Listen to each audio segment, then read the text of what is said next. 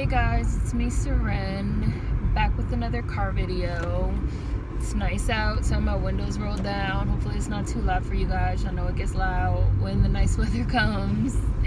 I don't know how long this video is going to be anyway. It should be like a quick video on some bullshit that's happened in DC. It was requested. So there's a Metro PCS store in DC that has been there for like 20 years, and inside the store they sell go-go, which is a music that's regional to DC. There's a lot of like percussion. If you think about like Amory's One Thing, sort of, the guy that produced that was from DC. He also produced Upgrade You by Beyonce, which has like a similar sound sort of. But yeah, they sell go-go CDs in there. It's like one of the only places you can get actual like CDs that have go-go on them. Most of the times you have to like watch it on YouTube or like listen to it on the radio, or we used to like record it off the radio. I don't even know if you can like even still do that. But so, and they play go-go, like they play the music and you can like, they play it like through speakers and you can hear it. So the gentrification in DC has been like really bad. A study recently came out and showed that DC has been the #1 like highest gentrified city over the last 10 years. It's been wild. Like white people really was like, we taking the city back. Fuck y'all niggas. And so people have been complaining. I'll include like the exact address. They have a petition going around right now. Last I saw, it had 30,000 signatures. They were trying to get to 50,000 because people have been complaining, and by people I mean white people, have been complaining about the noise and not wanting to hear the music outside and on the corner because the noise is disruptive. AKA, they don't want to hear go-go. They don't want to hear our culture. They don't care about our city. They feel like our city's supposed to stop for them. They white, so they gotta be right.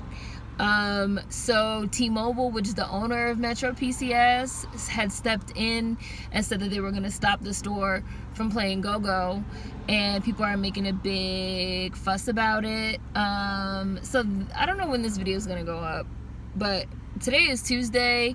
Yesterday, Monday, they had a protest, like a demonstration over there. They've been having like go-go demonstrations over there. So if they was mad about the noise, they really getting it now, because they have like whole fucking drummers and whole bands set up outside on the corner. I bet you they wish now they just had a little music coming out of the speakers. But yeah, like I said, there's a petition going around. They've been protesting, like, this store has been here for like 20 years. Like, why does everything have to stop just because y'all just got here 10-15 minutes ago, and now the store that's been here for like all this time can't continue what they've been doing for 20 years, which is like selling the music and playing the music and partaking in our culture, because gentrification is violence. I have a whole series of videos on gentrification, 3 of them.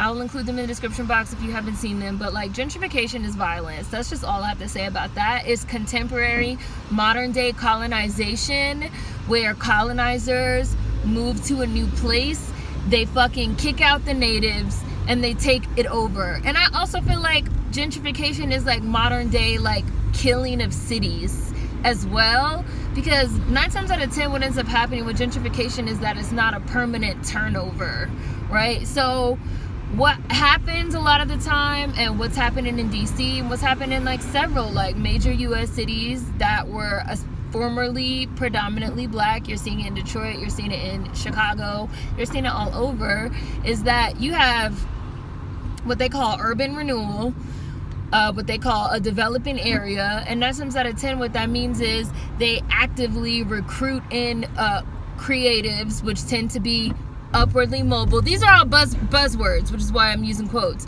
Creatives, which tend to be upwardly mobile motherfucking crackers, white folks, to basically come into neighborhoods, to bring in an influx of money with them, But most of the times that's not permanent. A lot of the times, again, that's for the upwardly mobile, right? So this is it's almost seen as like a pit stop on the way somewhere else. So a lot of the times it's like a young urban creative class that wants to live in cities because like cities are cool again. These are people that, 10 years ago, their parents were scared of niggers and they were scared of living in urban environments and cities, so they ran away. White flight, they went out to the suburbs. They wanted to live in big cookie cutter houses in McMansions with huge yards and 2 cars and a dog and 3.5 kids, whatever it is, and a white picket fence. But now you're seeing a lot of a role reversal where a sign of being more well-to-do is living in a city because cities have gotten so expensive. So you have people that are moving into the city with this like influx of cash. They drive up the rents, they drive up the price of everything, the cost of living, they drive up the property values, they drive up the taxes with this extremely fast turnover rate. A lot of the time they build all this luxury housing that nobody can afford. They force people out of their homes. This has been the case especially in DC, where the fucking homeless population, which was always high, skyrocketed, right? Fucking skyrocketed due to this type of thing. They force people out of their homes because people can't afford the rent, or even if they own their own homes, they can't afford the taxes, because once the property values go up, the property taxes go up. So they force people out of their homes. The new people move in, right? They pay exorbitant amounts of rent, or they pay exorbitant mortgages, again, inflated prices because they can afford it. So they say, hey, I'll pay $1.5 million for that because I have it, right?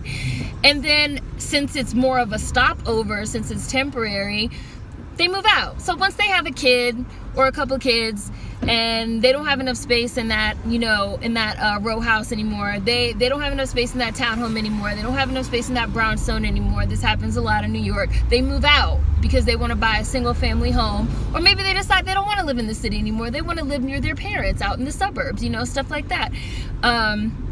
But since they fucking drove the price up so high, the price remains high and people can't move back in.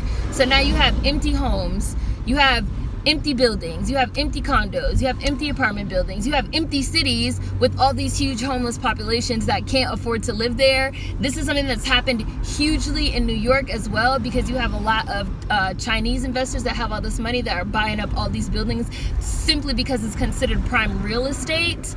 But then nobody lives in it and nobody can afford to buy it and nobody can afford to rent it. You also have an issue with people that are treating these cities like their own personal playgrounds. So they buy waterfront property in Miami, they buy a home in New York, they buy a home in DC, they buy a home in Chicago. They buy a place and then they don't live in it, or they're only there a few months out of the year. The rest of the year it's empty, and then you have, again, homeless people in the streets that maybe could live there 10, 12, 15, 20 years ago and did live there, but they can't live there now, right? And that shit kills cities. It's killing cities. It's destroying cities.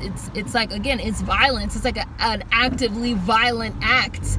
It is modern day contemporary colonization, again, taking over an area, kicking out the native population, and then ending up, very slowly draining the life out of the city, because they drive the price of everything up just to leave, just to move on. It's very parasitic, right? It's very parasitic. You latch on, you drain it of the nutrients, you drain it of the resources, you drive everything up, and then you leave, right? So that's what's happening in DC, and it's an issue. It's a huge issue. There's been such an influx of white people in DC that it makes no sense. And especially for a city that was, predominantly black for so many years, that really developed its own culture. We have our own culture here, and go-go is an example of that culture. For these people to now be like, well, you guys can't play that music anymore on the corner because it's fucking loud and it's getting on my nerves. Like, again, that's just like, what? It's such entitlement. Like, who thinks they have the right to like move into a city and make the whole city change for them? Like, regular decent human beings feel like they adapt, to their environments. Like, you move into a neighborhood and you adapt. No, these people think that the world gotta stop for them because they're entitled, right? They're entitled. White, because they gotta be right. That's the sense of racism, that's the sense of superiority. That's the sense of white supremacy. And that's what it is, period. And it's gross. It's fucking disgusting. Again, I have several videos on gentrification, 3 of them